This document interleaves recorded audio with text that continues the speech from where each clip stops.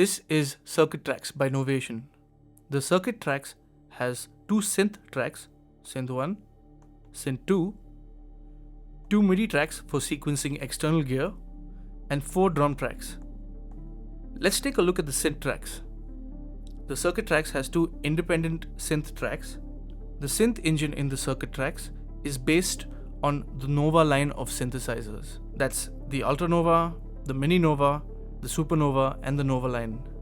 There are 6 voice each, which means that you can play 6 voices at any given time per synth, and the 8 macro knobs directly correspond to the controls mentioned over here on them. Now, it's not necessary that you have to follow whatever is written here in order to tweak the sound. You can get into the synth editor and you can start to tweak your own sound and assign these macro knobs to any parameter you wish to. Let's take a look at how you can edit your own synthesizer patch. Connect your Circuit Tracks via USB to the computer. Use a MIDI compliant browser such as Google Chrome, and then head to components.novationmusic.com. Get an account, log in, and this is what you're going to see. Now, to create your own patch, head to the Synth tab located in the center of the screen. These options in the center allow you to grab a patch from the Circuit Tracks if you've done something on the hardware itself. It allows you to create a new patch, or it allows you to upload a patch that you have created using the Synth editor. Let's take a look at the Synth editor. I'm going to hit New Patch on the top left. Now, this interface basically represents Synth 1. The Circuit Tracks has 2 synthesizer tracks, Synth 1 and Synth 2. And on the hardware, if you toggle between them, you find that they change colors. The pink one for Synth 1 and the green one for Synth 2. Let's take a look at the synth engine. Now, we're greeted with 3 tabs over here: Main, Effect, and Modulation. Let's take a look at the different components of the synth engine. Here we have Oscillator 1 and we have Oscillator 2. We have a display showing you what waveform is currently selected and a bunch of controls at the bottom. Let's take a look at the different waveforms. Currently, we are at saw. We can go ahead and hit this tab down and we get a drop down menu. We can choose from classic analog style waveforms like sine, triangle,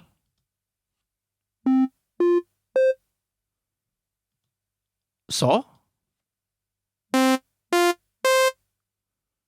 and square.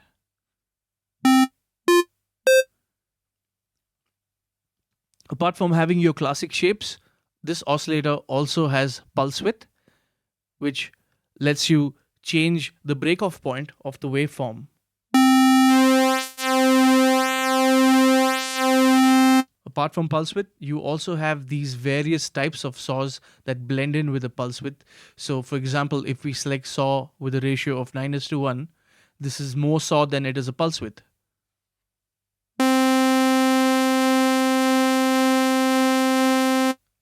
As we climb up the ratios, the effect is apparent.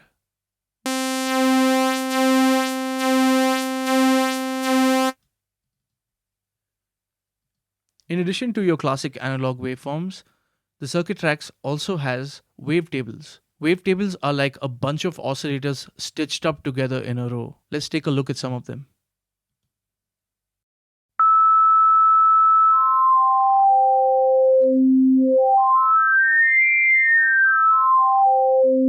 The wavetable oscillator then lets you scan through all of these sounds.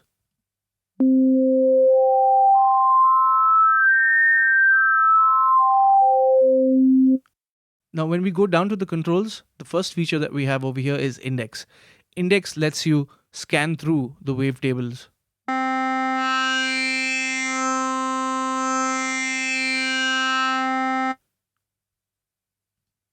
Let's try another one.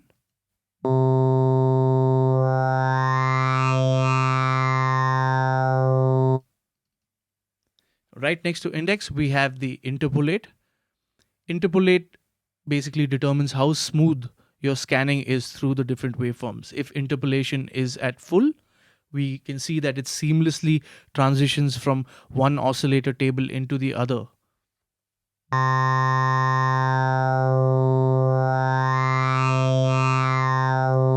When we have the interpolation fully down, you notice that the index now skips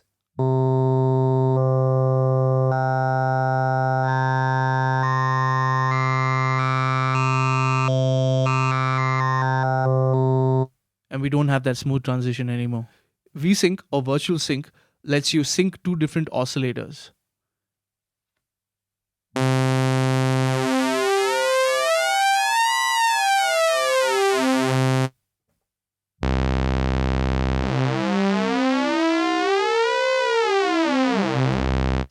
Note how we're using the virtual sync over here without actually using sync from another oscillator. That's because this provides you with a virtual oscillator to achieve the sync sound. The next two parameters are sense and semitones. This has to do with the pitch of the oscillator. You can increase it in semitones or go down.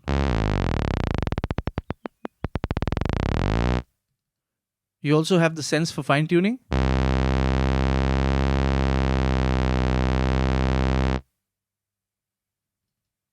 And with a quick double click, you are back at the default value.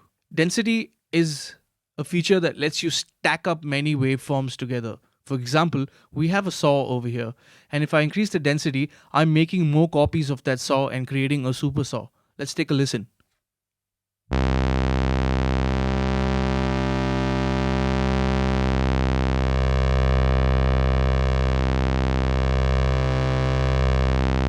Density goes hand in hand with detune.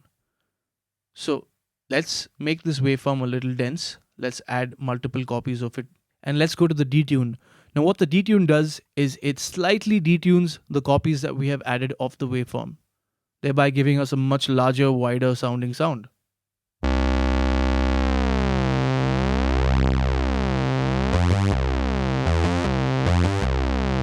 That's oscillator 1. We have oscillator 2, which is the same as oscillator 1. So we have two independent oscillators. Now this is really useful if you want to make sounds which have two tones in them. For example, if I have two saws, I can thicken them up by raising the density and the detune.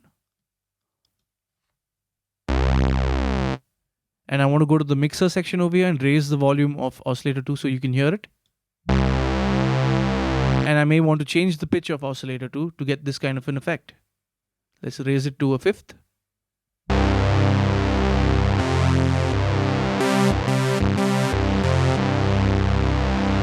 Let's head over to the mixer. Now, the mixer just controls volume level of oscillator 1 or oscillator 2. You also have an independent noise oscillator here.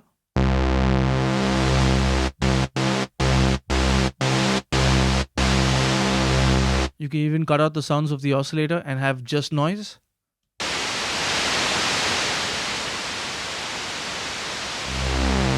Or you can blend them in.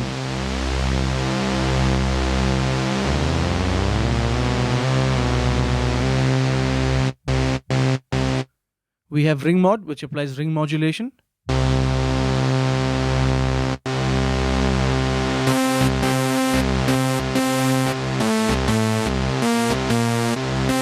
And finally, below, we have pre-effects and post-effects.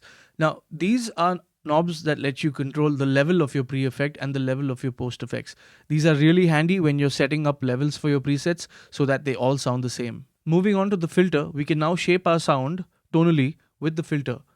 The filter features multiple pole patterns such as 12 dB and 24 dB in the low pass, 6 dB in the band pass, 12 dB in the band pass, and 12 and 24 in the high pass. Let's take a listen. Here we have the cutoff frequency knob. This allows me to open and close the filter. Then we've got resonance that lets me bump up the frequency.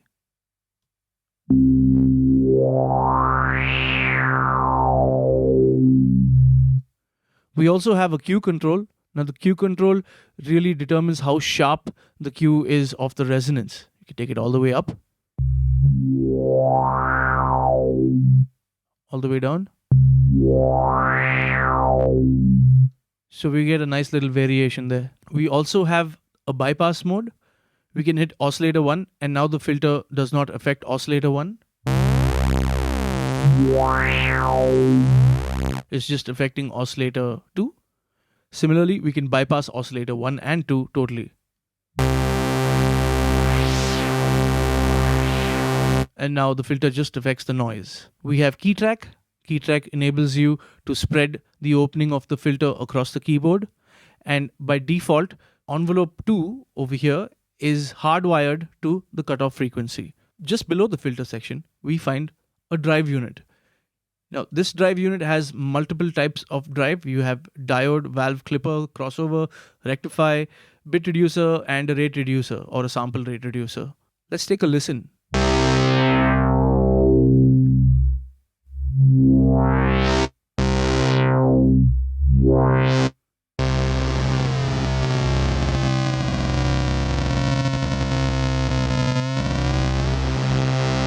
Moving on to the envelopes.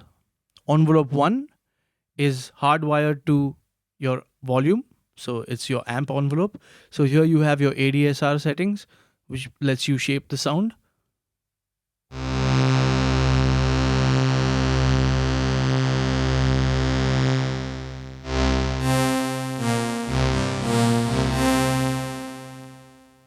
Envelope 2 is hardwired to your filter. So what you can do with envelope 2 is enter the envelope amount on your filter. And now you have full control via this ADSR to your cutoff.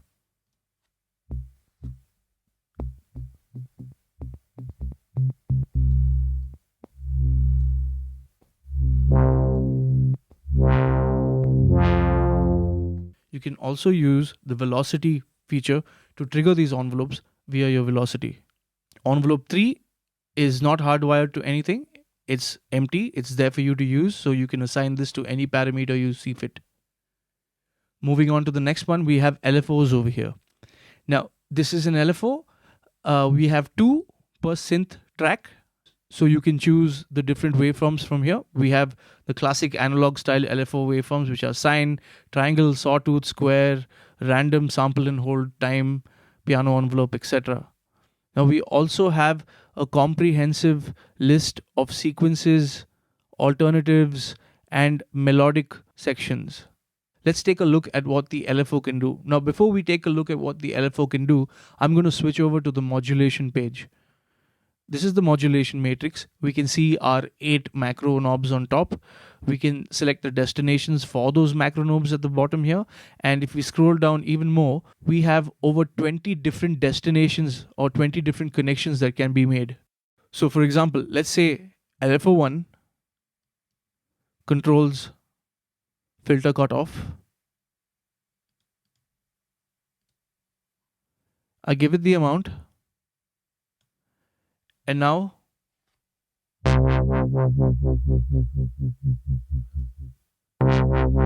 we should hear that the LFO is actually controlling the cutoff.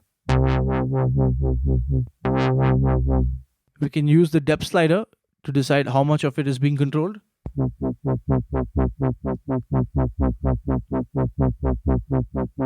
We can even access the various features of the LFO here. Now, the first thing is rate, which is the speed at which the modulation is happening.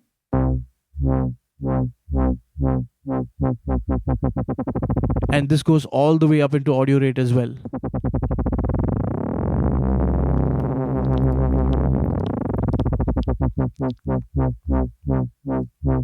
We can also hit sync.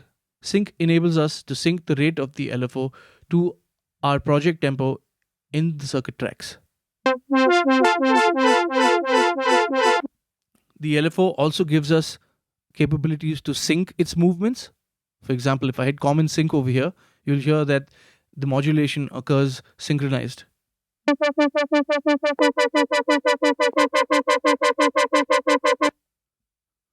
As opposed to non-synchronized. We can also turn the LFO into one-shot mode, which basically turns it up into the envelope. So the LFOs are usually known for continuation of modulation, repetition of modulation, but by hitting one-shot mode, it just does the whole thing once and it stops.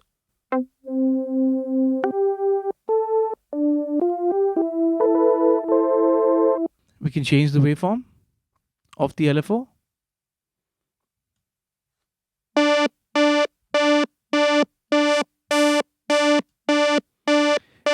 And we have access to another feature called slew. What the slew does is it just rounds off the shape of the LFO.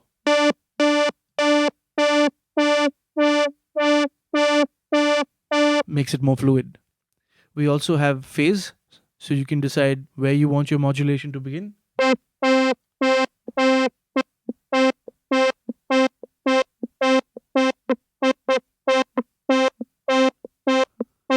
We can also add delay. Now, what delay does is that it delays the onset of the modulation. It's currently set to fade in, so you could hear that modulation fading in.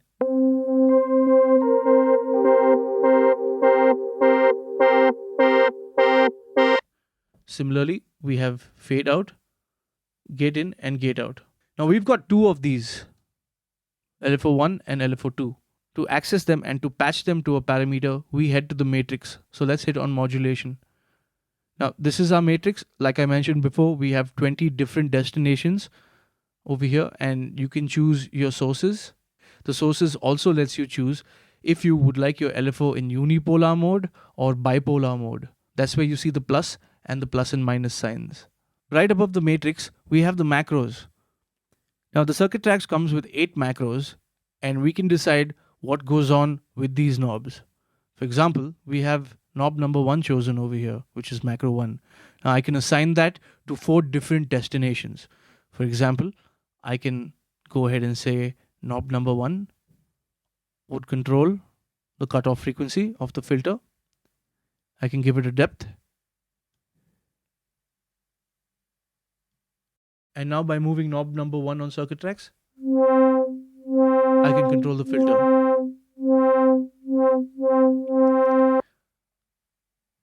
I can add the same knob to another parameter. So let's just go up here and let's choose resonance. Give it a depth.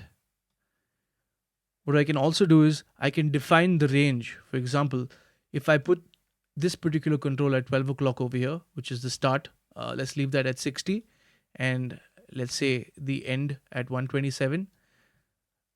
This particular macro or the resonance will start working only when the knob reaches this point. So let's take a listen.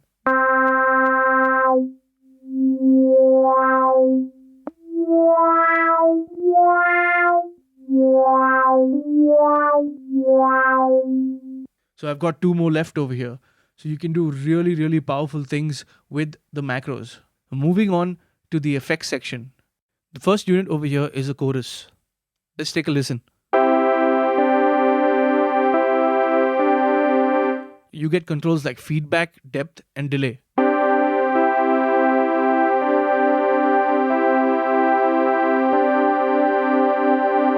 You can also increase the rate or hit the sync and sync it to your project.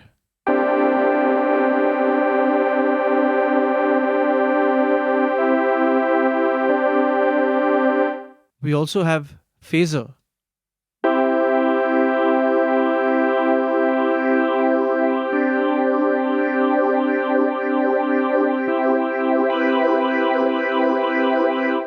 Apart from chorus and phaser, we also have a very basic 3-band EQ. We have control over our low frequency for reduction or boost. We also have control over the mid frequency and the high frequency. Next, we have a distortion unit. We have various types of distortion here. Let's take a listen. This is the level of the distortion.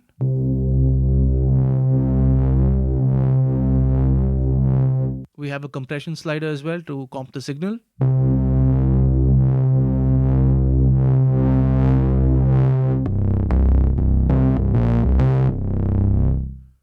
We've got a rectifier.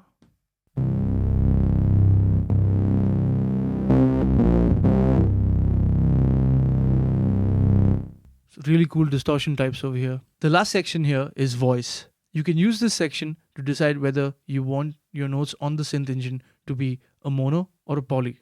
Right now we have it in poly, so I can play some chords.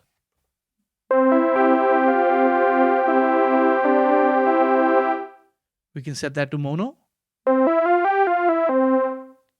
and that lets us play a lead or a bass line.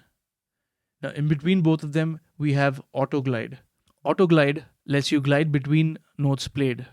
And the first parameter over here, which is portamento or glide amount, helps you do that.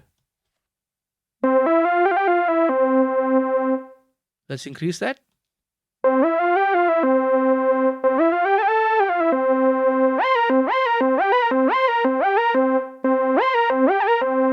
Increase the portamento time for a more exaggerated glide effect.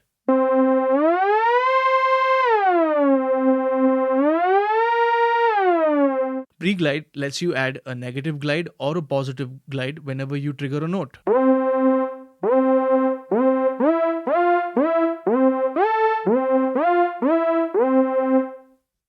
Let's go positive.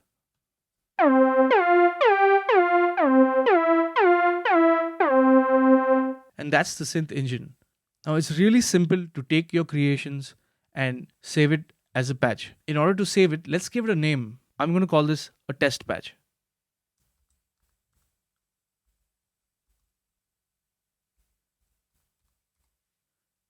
On the top right, I could save it right here into the component software for use later or to edit it later, or I could send it directly to my circuit tracks. By hitting send to circuit tracks, I get this dialog open. I can click on the pack. You see we have 4 pages over here. I can select any slot that's empty and send the patch. And just like that, the patch is now transferred to your circuit tracks, ready for use. If you want to get your hands on a circuit tracks or you want to experience one, get in touch with Pro Musicals or contact your nearest Novation dealer.